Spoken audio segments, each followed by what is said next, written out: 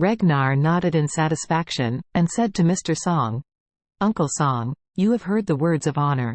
I think this matter, even if you ask the entire Urus Hill family, everyone will give the same answer as honor."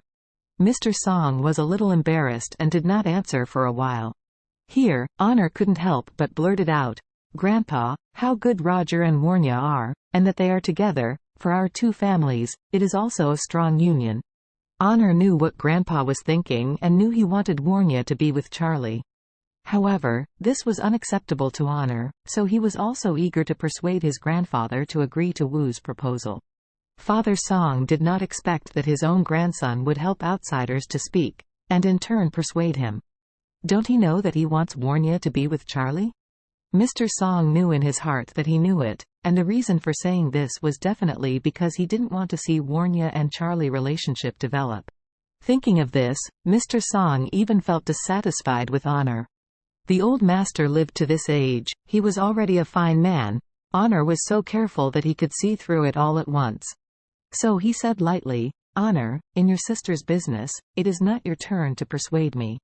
Honor felt a little in his heart, knowing that he had upset his grandfather, so he immediately closed his mouth with interest. Uncle Boyu came in from the door at this time and said to Mr. Song, "Mr. Wade Missy is back and is parking the car." "Okay." Father Song nodded lightly. Ragnar exchanged glances with Roger. Roger could see the meaning in his father's eyes. He was encouraging him and asked him to directly mention this to Warnya. After a while, Warnya stepped forward and saw Ragnar and Roger. First she was taken aback, and then she also hurried forward with a polite greeting. Ragnar smiled and said to Warnya, "Warnya, I was talking about you with your grandpa." Warnya asked in amazement, "Talk to me? I wonder what you and Grandpa are talking about me?" Roger looked at Warnya at this time, and said with eager eyes, "Warnya, we have known each other since we were young, and we can be regarded as half-childhood sweethearts, plus our two families are friends, so I think we can kiss the Song family. So I begged my father to come and propose marriage to Grandpa Song. Grandpa Song said he wanted to ask you what you want. I wonder if you would give me a chance?" Warnya said embarrassingly, "Roger, we two haven't seen each other for a few years, so I say, is it a bit too sudden?" Roger hurriedly said, "If you feel that this is too sudden, we can slowly cultivate relationships, starting with dating. How do you feel?" Warnya glanced at her grandpa, then she shook her head apologetically and said, "I'm sorry, Roger, I already have someone I like." Roger was very depressed, but he continued to ask, "Warnya, I heard Grandpa Song say that you like an ordinary person, not a child of a big family. As the granddaughter of the Song family, you marry an ordinary person, you will be laughed at." "No." Warnya said very seriously, "Marriage is a matter of love. Marrying someone else violates the essence of marriage." After that, she also persuaded Roger. "Roger, you just said that we have known each other since childhood, and I also advise you not to choose a spouse in marriage for the benefit of the family. Most of these marriages are not long and unhappy." Roger felt even more depressed when he heard this. "DMN, I came here to marry you. Not only did you refuse me, you also advised me not to marry for the benefit of the family? Your Tai Chi is really amazing. Just use this trick to throw 1,000 kilograms in fours. What a girl in her 20s. Ragnar was also amazed at this time. He really didn't expect that Warnya could not only refuse his son's courtship, but even use the short-term family marriage and unhappiness to block the road even more deadly. This is simply a double rejection of Roger. The more surprised by Warnya's mind, the more Ragnar hoped that Warnya could become his daughter-in-law.